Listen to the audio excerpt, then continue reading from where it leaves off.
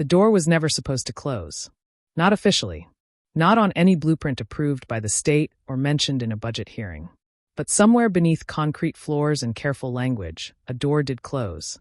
And when it did, men began to disappear into a place the system would later insist had never existed.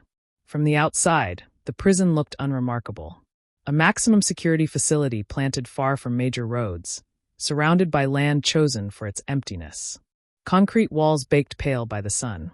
Razor wire resting silently along the perimeter. Guard towers standing still, watching nothing in particular. It was the kind of place designed to fade from public attention once its purpose was fulfilled. Inside, the atmosphere changed. Sound did not carry the way it should. Conversations softened after a few steps, absorbed by thick walls and narrow corridors. Doors closed with a weight that felt permanent. Even veteran officers described the building as oppressive, not because of violence, but because of how effectively it erased it. On paper, everything was perfect. Every inmate had a number. Every number had a location. Transfers were logged. Housing assignments updated. According to official records, no one ever went missing here. But the rumors never stopped. They moved quietly through the facility, passed during shift changes and late-night breaks. Stories of a corridor not shown during inspections. A unit that did not appear on maps.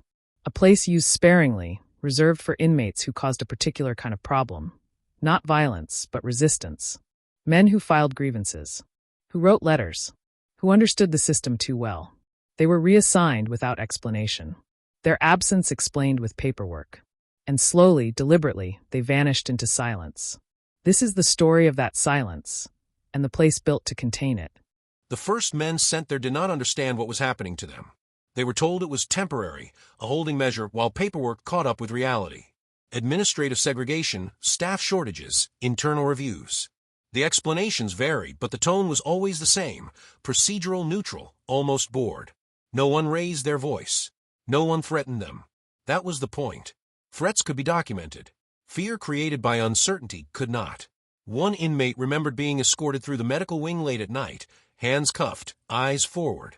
He had been in segregation before, knew the routine, expected a numbered cell, and a logbook. Instead, the escort stopped in front of a blank steel door. No signage, no unit designation. Just a keypad and a lock that clicked open with practiced ease. "Where am I going?" he asked. The officer did not answer. Inside, the corridor felt unfinished, as if it had been carved out after the rest of the prison was complete. The ceiling was lower. The lighting uneven. The air heavier, carrying a dampness that suggested poor ventilation and long neglect. The doors were solid steel, each identical, each marked only by a narrow slot at eye level. There were no cameras visible, no red lights blinking quietly in the corners. For a prison built on observation, the absence was jarring. The cell was smaller than regulation. Bare concrete walls. A slab for a bed. A stainless steel toilet without a seat. No window. No call button. When the door closed, the sound was muted, as if the walls absorbed it before it could echo. The silence that followed was not immediate. It settled gradually, pressing in until the man became aware of his own breathing, then his heartbeat, then the slow passage of time marked only by hunger and fatigue. Meals arrived without comment. A tray slid through the slot, sometimes twice a day, sometimes 3 times. There was no schedule posted, no sense of routine beyond survival. Requests shouted through the door were ignored. Knocking brought no response. After a while, even the effort to make noise felt pointless. Across the corridor, another inmate whispered through the slot during the night. "You know where we are?" he asked. "No," came the reply. "That's the point," the voice said. "We're nowhere." Most of the men placed there had one thing in common: they had created friction. One had filed repeated grievances over medical neglect. Another had assisted fellow inmates with appeals, uncovering inconsistencies in sentencing that embarrassed the administration. A third had spoken to an outside journalist about conditions inside the facility. None of them had assaulted staff. None had attempted escape. Their offenses existed entirely within the realm of paperwork and accountability. To the administration, they were liabilities. Former officers described the unit as a pressure valve. When an inmate became too vocal, too knowledgeable, too difficult to manage through standard disciplinary channels, he was quietly relocated. No formal write-up. No hearing. The transfer order, if it existed at all, was vague. In the system, The inmate remained in segregation, housed elsewhere, status unchanged. Only the night shift knew where he really was. Day staff didn't ask, one officer said. And if they did, the answer was always the same. It's handled. Time behaved strangely in the unit. Without natural light or a consistent schedule, days blurred together. Some men tried to track time by scratching marks into the wall with fragments of concrete. Others counted meals, assuming a rough correlation to days. Many gave up entirely. One former inmate described a moment when he realized he could no longer remember the date of his last phone call or even the sound of his mother's voice. "It scared me more than the cell," he said. "I thought if I stayed long enough, I'd forget why I was angry in the first place." Mental health care, when it came, was distant and impersonal. A clinician would stand outside the door, clipboard in hand, asking questions through the slot. "Are you feeling suicidal? Are you hearing voices?" Answers were recorded quickly. Sessions lasted minutes. Requests for books, writing materials, or religious texts were denied for security reasons. The denial itself was never documented as punishment. It was framed as procedure. One inmate began shouting during the night, calling for help, demanding to speak to anyone. The next morning, his tray arrived late. The following day, later still. By the end of the week, he stopped shouting. Silence, it turned out, was teachable. Officers assigned to the unit were rotated frequently. Few stayed long. Some requested transfers. Others resigned outright. Those who remained learned to compartmentalize. "You tell yourself they did something to deserve it," one former officer said. "You have to. Otherwise you start thinking about what it would feel like to be in there." The administration maintained plausible deniability through complexity. Oversight committees relied on reports generated internally. Inspectors followed predetermined routes. The door to the unit was never on the schedule. When outside auditors asked about capacity or segregation practices, they were given data that was technically accurate and functionally misleading. The men in the silence block existed as numbers in the right places, just not as bodies in visible cells. Families noticed changes first. Phone calls stopped abruptly. Letters went unanswered. When they contacted the prison, they were told their loved ones were in administrative segregation, temporarily restricted. When they pressed for details, they were reassured. Everything was within policy. Nothing was wrong. Inside the unit, men listened for footsteps like they were listening for weather. The sound of boots approaching could mean a meal, a cursory check, or nothing at all. Some tried to speak to the officers, to ask questions, to assert their presence. Most were met with silence. The message was consistent and unspoken. Compliance would not earn release, and resistance would not bring explanation. One inmate, a former paralegal, began reciting case law aloud, speaking into the darkness as if addressing a courtroom that no longer existed. He cited Supreme Court decisions on cruel and unusual punishment, on due process, on the psychological effects of isolation. "I wanted them to know I hadn't forgotten," he said later. "I wanted to remind myself." He was removed from a unit without warning weeks later, placed back into general population as if nothing had happened. No explanation. No acknowledgement. Other inmates who asked about his absence were told he had been transferred. The corridor closed behind him, unchanged, ready for the next assignment. The silence block did not need violence to function. It relied on ambiguity, on the slow erosion of certainty. It existed because it was efficient, because it solved problems without creating visible incidents. It punished without paperwork, isolated without hearings, erased without records. And as long as it remained unseen, it remained untouchable. For years, it operated this way. Quietly, methodically, until a single mistake disrupted the careful balance and allowed the outside world to glimpse what had been hidden behind an unmarked door. The mistake was small, almost invisible, the kind of error that happens every day inside large institutions. A form misfiled, a checkbox left blank, a name entered twice in the wrong database. Under normal circumstances, it would have been corrected quietly, absorbed into the noise of bureaucracy. But inside this prison, where reality and paperwork had been deliberately misaligned, the smallest discrepancy carried weight. It began with a death notification. An inmate listed as being in administrative segregation was reported unresponsive during a routine count. The initial report cited natural causes, pending medical review. But when Central Administration cross-checked housing logs, something did not line up. The cell listed under his name had been occupied by another inmate for weeks. According to the system, the dead man had not been there. According to the officers who worked the night shift, he had not been anywhere else. For the first time in years, questions were asked that could not be answered with rehearsed phrases. A lieutenant requested clarification. Medical staff asked for housing confirmation. Someone in records noticed the duplicate entry and flagged it for review. Each inquiry, taken alone, was insignificant. Together, they formed a loose thread, and when pulled, it led toward a place the administration had worked very hard to keep hidden. Internally, the response was immediate and controlled. Supervisors instructed staff to route all questions through a single chain of command. Emails were recalled. Verbal explanations replaced written ones. The door to the unmarked corridor remained closed, but the atmosphere around it shifted. Officers assigned their notice to increased patrols elsewhere, sudden inspections, a subtle tightening of discipline. It was not panic. It was containment. One officer, nearing retirement and less concerned about consequences, began documenting what he saw.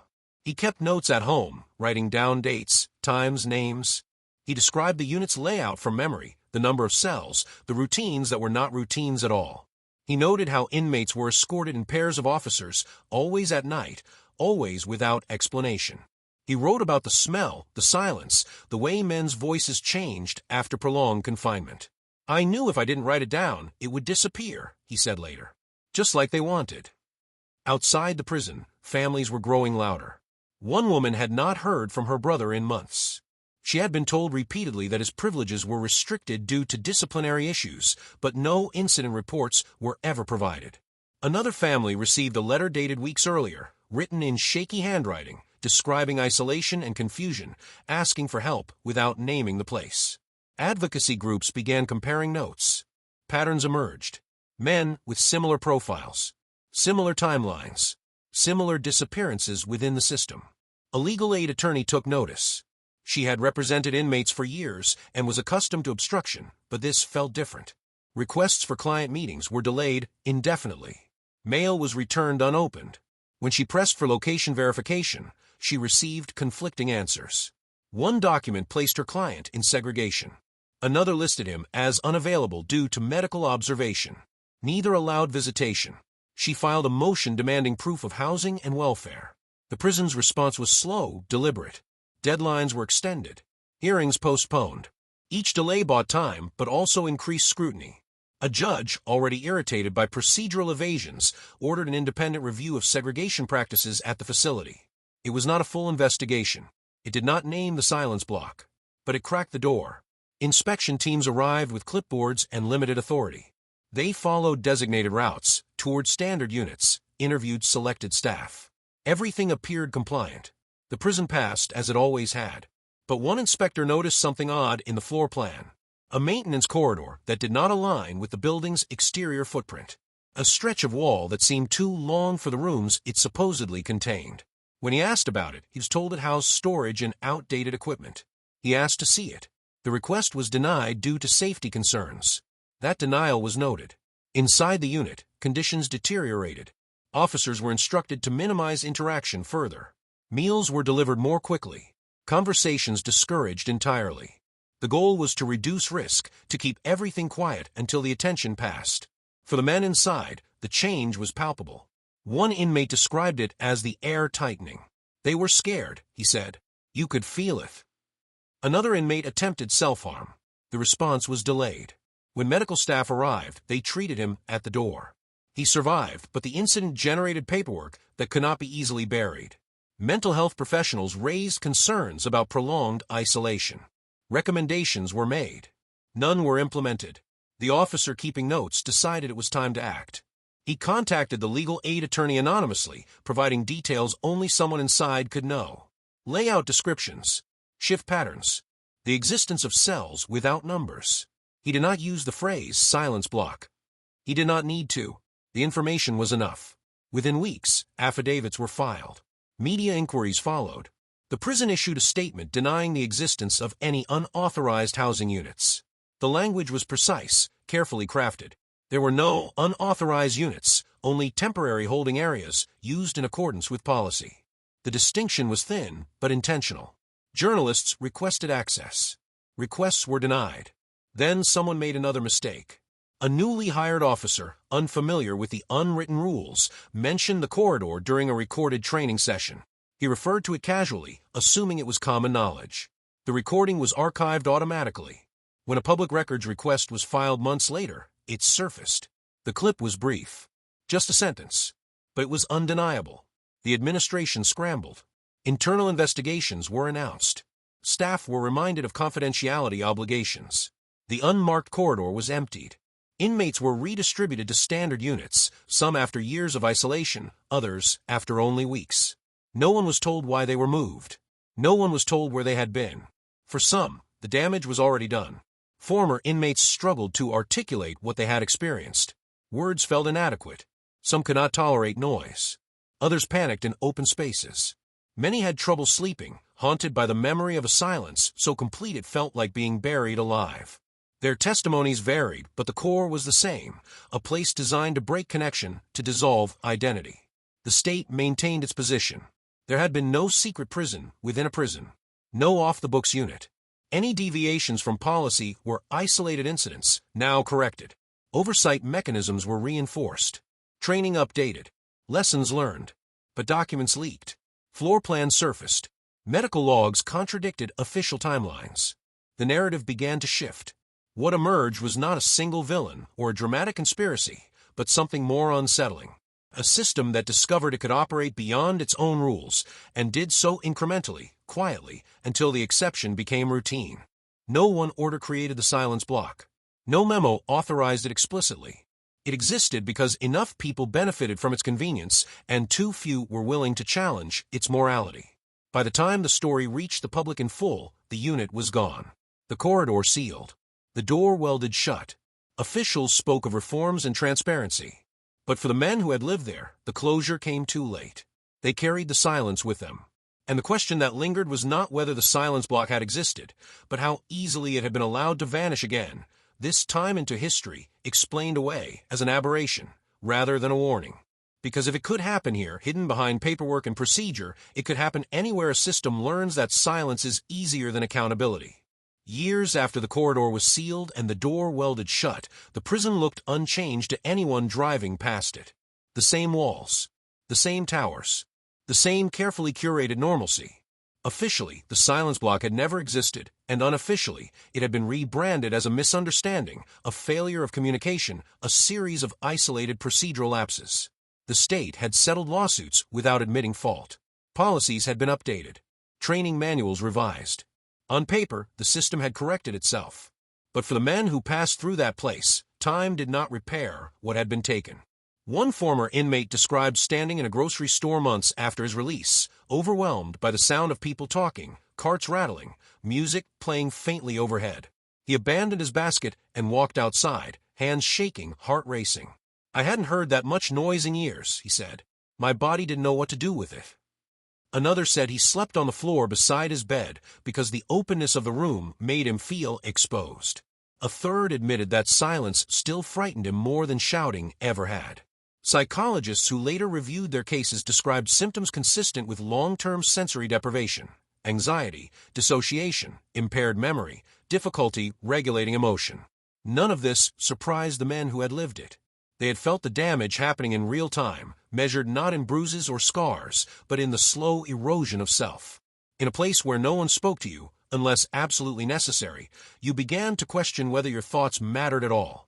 Some tried to tell their stories publicly.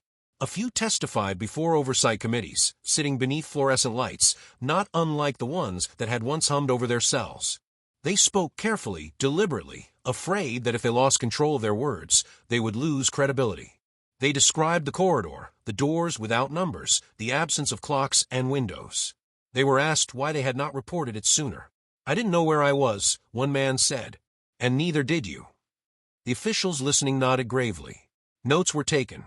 Thank yous were offered. Then the hearings moved on to the next agenda item. Within the prison system, careers continued.